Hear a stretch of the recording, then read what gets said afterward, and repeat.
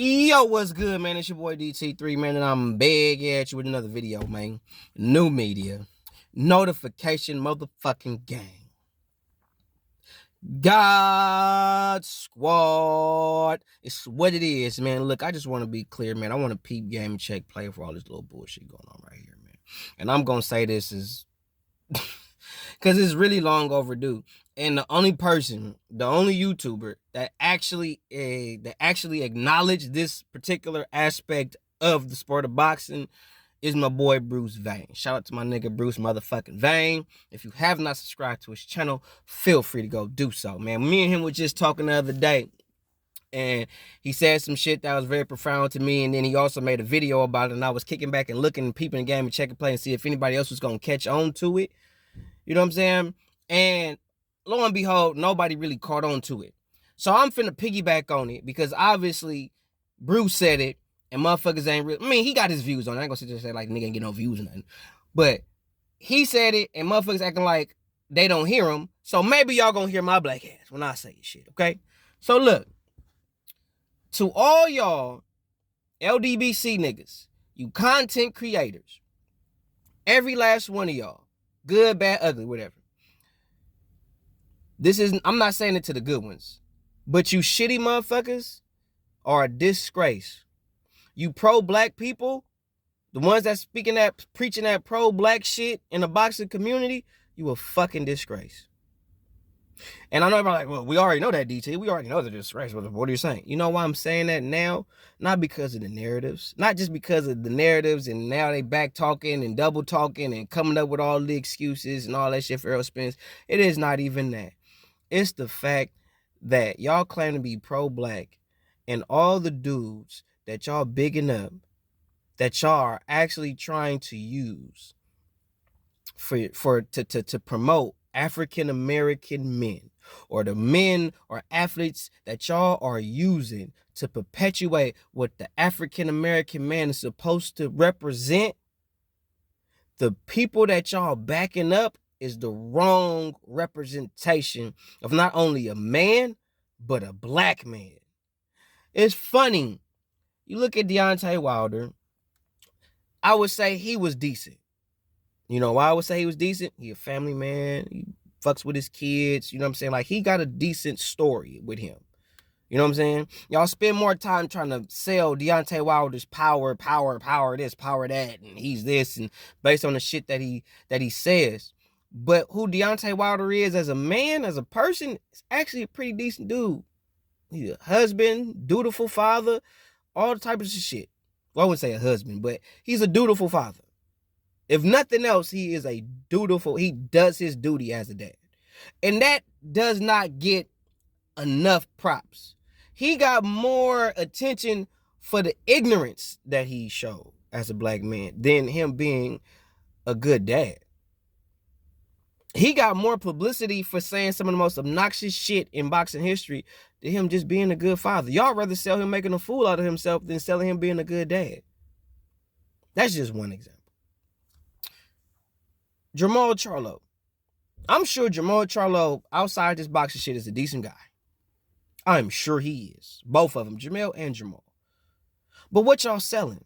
This thug mentality, this hood shit. And I know people are going to say, well, that's what they exude. That's what they do. And that's how they putting it out. But that's what's being sold. And that's what people are banking on. That's the example of a black man that's being publicized, that's being monopolized.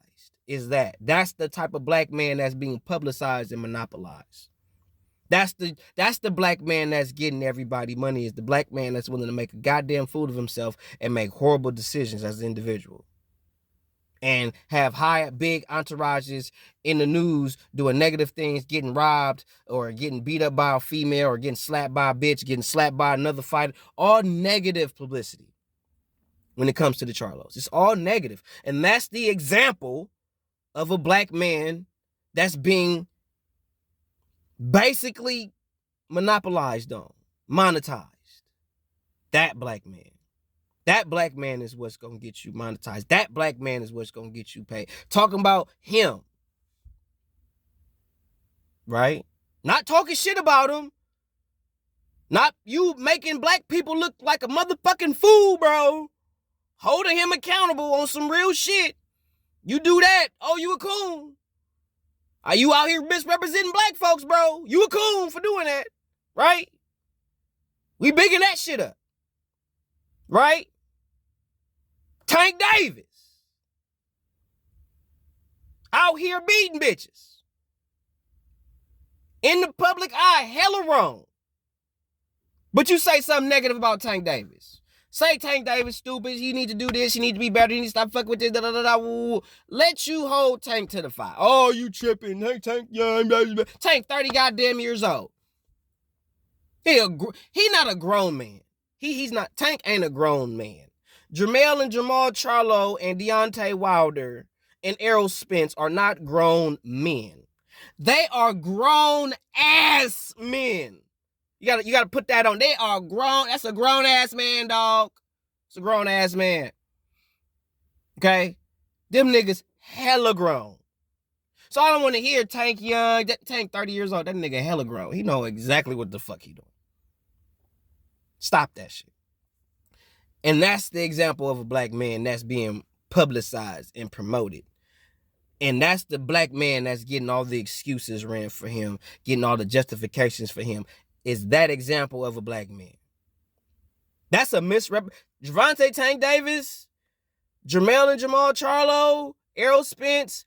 I mean, don't get me wrong, Errol Spence is a good dad and all that shit. He do his little thing with his kids and all that shit. But what is Errol promoting of himself? Alcoholism, partying, kicking it with niggas, getting niggas kissing on them and kissing on other niggas and shit. That ain't masculine man shit. And that's not how you want the black man to be fucking promoted.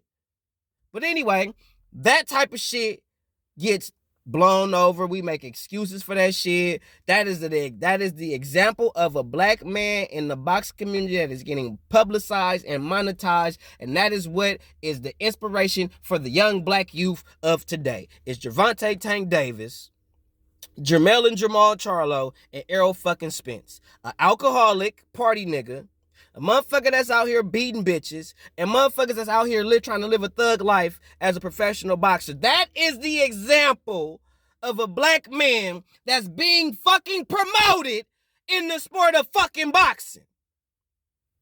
That right there, that shit. And if I or anybody else, Bruce Vane, the Reaper Gang, anybody got something to say about the misrepresentation of us, we wrong. We cooning. Or we on some sucker shit now. Because y'all out here wrong. Representing us all the fuck wrong. Right? But y'all get all the videos, all the publications, y'all get all the love and respect and admiration, justification. You got the celebrities coming forth, making excuses for you, justifying why you lost or why you got caught up in this situation. Bogus bitch nigga shit. Meanwhile, you got motherfuckers like Anthony Joshua. You got motherfuckers like Devin Haney. You got motherfuckers like Terence Crawford.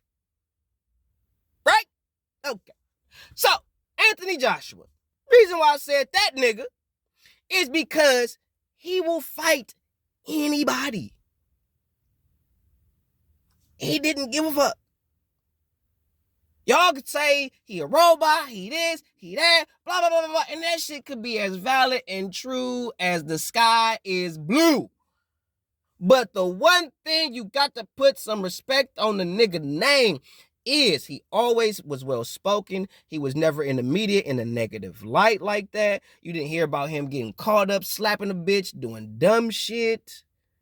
You don't hear none of that shit. This is the same nigga that just got his ass whipped and then the very next day was probably at Rucker Park playing basketball with the kids. Nigga just got whipped. I mean, he literally just got beat by motherfucking Andy Ruiz. And the very next day was at the park playing basketball with children. But y'all not gonna talk about that. Y'all too busy talking about him getting his ass beat. Because y'all want to shit on a motherfucker that really want to do good shit out here. Regardless of the outcome, he gonna make the best of it. You ain't gonna make excuses for that. Oh, he got whooped. He this, he was that. Blah, blah, blah, blah, blah, blah. You gonna run that black man name through the dirt. That black man, you gonna run through the dirt.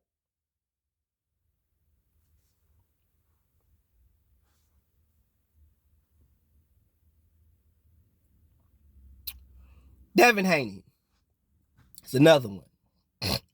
He could be the biggest pillow-fisted motherfucker out. And yes, I did feel and believe that Lomachenko did beat Devin Haney when they fought. Yes, I said it and I stand on my motherfucking square and ain't nobody finna fucking move me from it. Because I said that I felt that Loma beat Devin Haney. Did I look over the fight and rescore the fight? Yes, the fuck I did. And guess, lo and behold, what happened? When I took the eye test, I said Loma beat Devin Haney. But when I did score the fight, and I turned the volume off, and I just watched the fight for what it was, and just went off of what I saw based on that, didn't listen to nothing, didn't hear nothing, just looking at it, knowing what I'm looking for, scoring the fight round by round. Guess who won the fucking fight? Devin the Dream Haney. And you know why he won the fight? Same reason why Blood Boxing gave him the fight. Body work. The body work. Did Loma have some good moments in the fight? Yes. Yes, he did. But he didn't win the fight. When I first saw the fight, yep, I said Loma won. Just off of watching it that first. Loma won that shit. But when I went back, scored it, no sound, and when I looked at my scorecards and tallied the score up, Devin won. Facts, my scorecard says he won. My feelings says Loma won. We deal with facts over feelings here. Okay? All right. So, Devin Haney will fight anybody. Anybody. He can have the biggest pillow-fisted. He can have the glass jaw all day long. You can say this shit all day long. He still is undisputed lightweight champion right now. Undisputed lightweight champion right now. The motherfucker could actually vacate all them belts, move up to 140. But instead of him doing that, he is campaigning at 135, which I honestly feel like maybe in the next year, probably not even that long. He damn near almost too big for that weight. And that's my humble opinion. I think Devin is almost damn near outgrowing that weight. Shakur Stevenson got probably maybe another year or two, maybe at 35 before he outgrow the weight. That's just my opinion from the eye test. I could be wrong.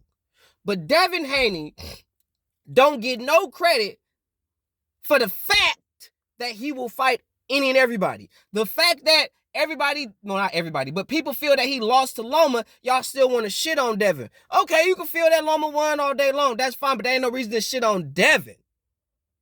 Because Devin ain't the judges. Okay, at the end of the day, Devin ain't the judges. The judges are the ones that gave Devin the fight. So you can't get mad at Devin. I don't want to hear, oh, he paid that, this nigga paid this. Y'all don't got that same energy for everybody, so don't come at me with that shit. Okay? And number two, I don't think Devin paid nobody. I don't think he did no shit like that. But if he did, let me know. Prove your point. But anyway, Devin will fight anybody at 35. He is maintaining himself at 135 when he does not have to, and he don't get no respect as a dude that is not doing what everybody else is doing or anybody else would do in his position. Everybody else get to a certain point where they know they got to fight particular fighters. They either vacate shit and move up or they just vacate. Devin ain't doing that. And ain't nobody giving Devin Haney credit for staying there and reigning as undisputed champion and fighting nothing but top dudes. Whoever fighting top name. Gets no props. None. And he ain't out here beating bitches. He ain't out here in the news doing dumb shit, going to jail. He ain't out here having babies out of the ass, doing dumb shit. He ain't doing nothing like that. He really just out here on his boxing shit. And he don't get no credit for really being dedicated to the sport of boxing and being willing to be a real fighter and fight anybody, anytime, anywhere. He's proven that when he fought George Gambosis twice in motherfucking Australia. So you can't say Devin ain't the type of motherfucker that will come to your hood.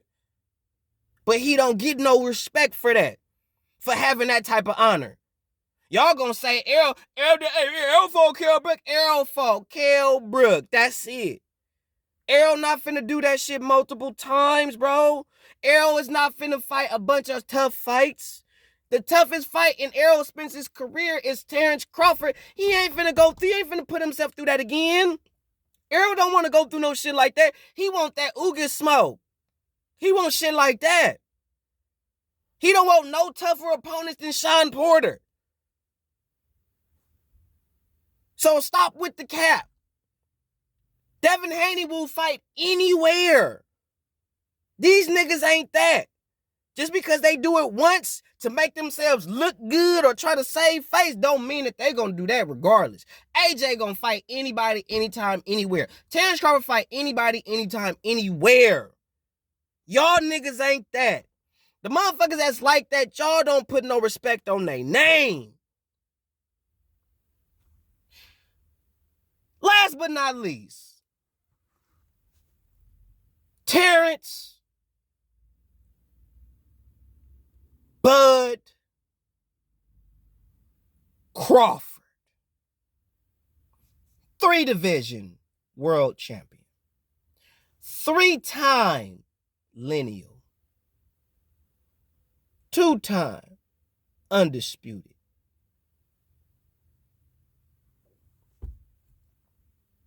Family man.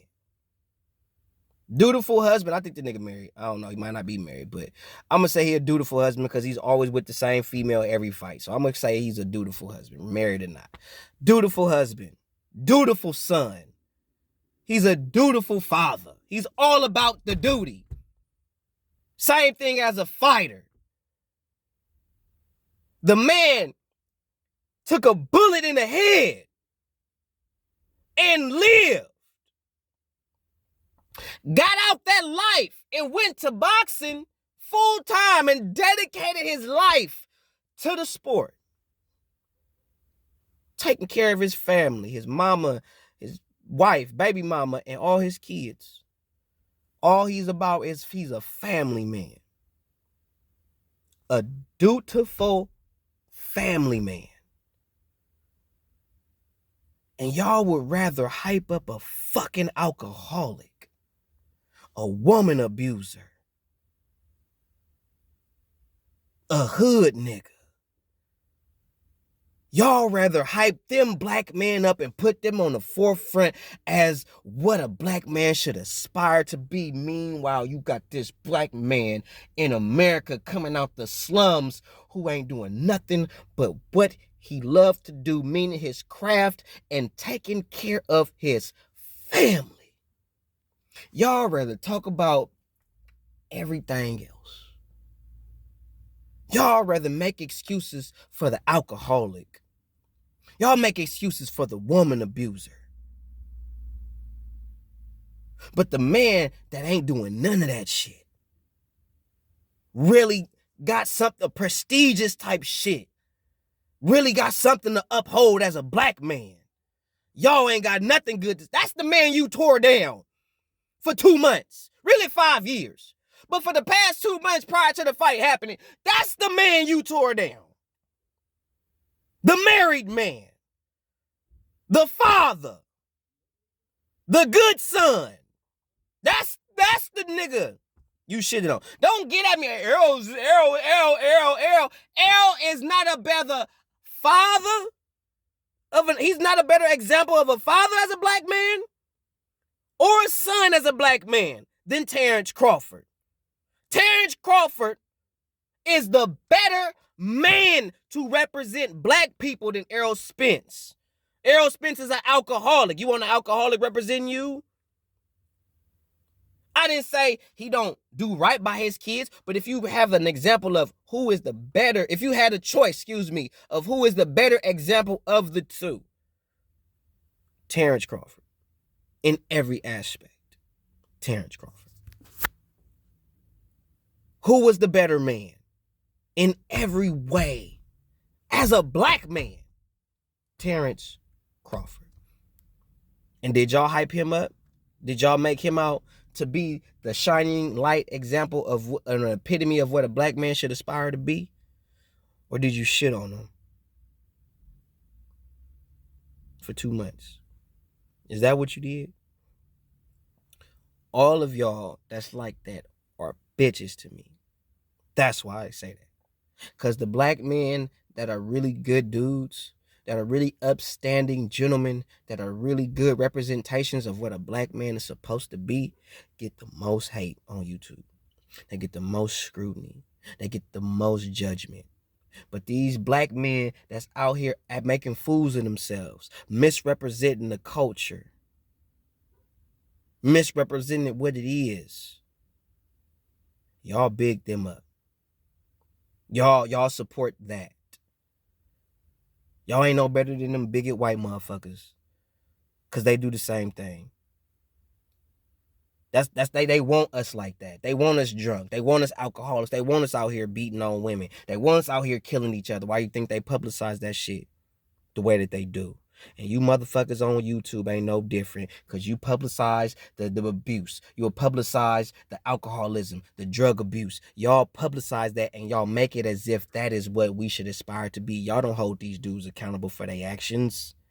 Y'all make excuses for them. And the people and the black men that's not out here doing none of that, really out here representing us the way we supposed to be representing. The reason why some of these white motherfuckers hate them type of dudes, y'all out here right along with them white motherfuckers talking shit about that black man.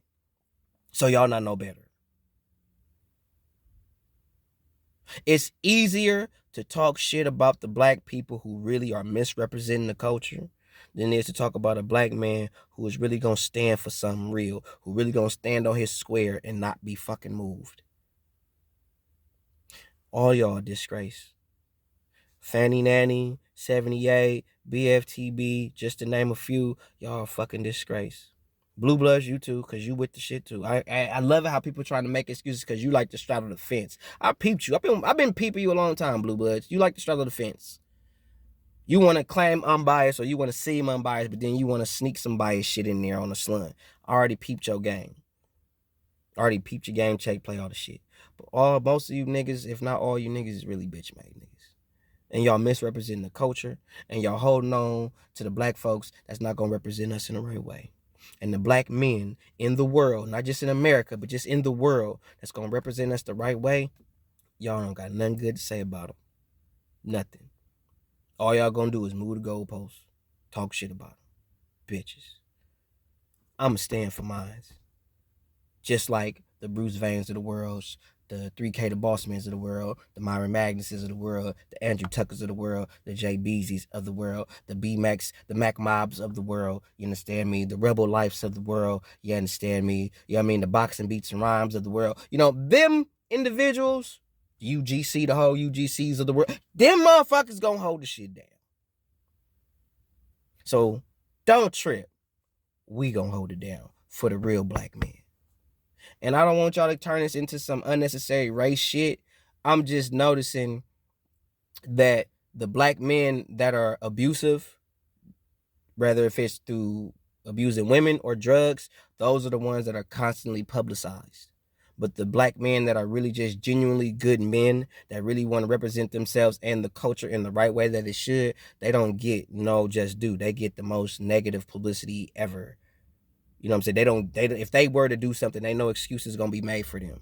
They're gonna be see, look, that's why, woo, da, da, da. But if Tank Davis do it and we say, see, that's why, oh no, we gonna make excuses. If Jamel or Jamar Charlo do something, we gonna make excuses. If it's Wilder, we gonna make excuses. But when it's Terence Crawford, we ain't gonna say that. When it's Anthony Joshua, we ain't gonna say that. When it's Shakur Stevenson, we ain't gonna say that. When it's Devin Haney, we ain't gonna say that. Come on. One.